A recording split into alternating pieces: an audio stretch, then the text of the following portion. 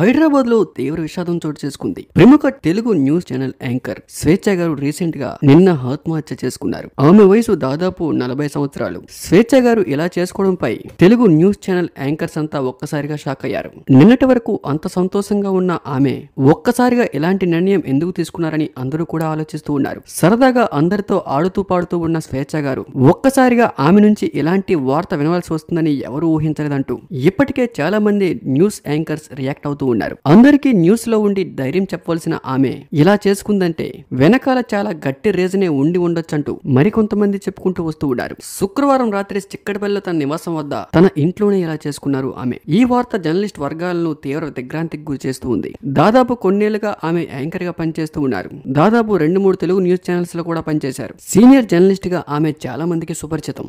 జవహర్ నగర్ లోని తన ఇంట్లో శుక్రవారం రాత్రి ఆమె ఇలా చేసుకోవడంపై ఒక్కసారిగా ఆ ఏరియా మొత్తం షాక్ కి గురయ్యారు. సమాచారం అందుకున్న వెంటనే పోలీసులు ఘటనా స్థలానికి చేరుకున్నారు. దాదాపు 5 ఏళ్ల క్రితం భర్త నుంచి విడాకులు తీసుకున్న ఆమె ఒంటరిగా జీవిస్తూ ఉన్నారు. ఆమెకు ఒక కుమార్తె కూడా ఉన్నారు. తన కుమార్తె ఇంకా ఒక స్నేహితుడితో కలిసి ఉంటున్న ఆమె కొన్ని వ్యక్తిగత విభేదాల కారణంగా ఆమె ఇలాంటి కఠినమైన నిర్ణయం తీసుకున్నట్లు తెలుస్తోంది. ఆమెకు ఎలాంటి సమస్యలు లేవనే విషయాన్ని తల్లిదండ్రులు చెప్పుకుంటూ ఎమోషనల్ అవుతూ ఉన్నారు. ఆమె ఇలా చేసుకోవడంపై ఖచ్చితమైన కారణాలపై పోలీసులు ఆరా తీస్తూ ఉన్నారు. స్వేచ్ఛ తల్లి శ్రీదేవి గారు ఫిర్యాదు ఆధారంగా పోలీసులు కేసు నమోదు చేసుకుని దర్యాప్తు చేస్తూ ఉన్నారు. ఇందులో ఏదైనా కుట్ర కోణం ఉందా లేకపోతే ఆమెనే ఇలా చేసుకున్నారనేది ఇంకా ప్రాథమిక దర్యాప్తులో తెలియాల్సి ఉంది. స్వేచ్ఛ గారి తల్లిదండ్రులు రామనగర్ లో నివసిస్తూ ఉన్నారు. ఆమె తండ్రి శంకర్ ఉమ్మడి ఏపీలోని పీడీఎస్ రాష్ట్ర అధ్యక్షుడిగా సేవలందించారు. అలాగే తల్లి శ్రీదేవి చైతన్య మహిళా సంఘాలకి అందులో ప్రస్తుతానికి ఇప్పుడు పనిచేస్తూ ఉన్నారు. కుటుంబంలో అందరూ చాలా యాక్టివ్ గా ఉంటారు. ఎవరికి ఎలాంటి ఇబ్బందులు కూడా లేవు. మరి స్వేచ్ఛ గారు ఎలాంటి కఠినమైన నిర్ణయాన్ని ఎందుకు తీసుకున్నారనేది ఇంకా తెలియాల్సి ఉంది.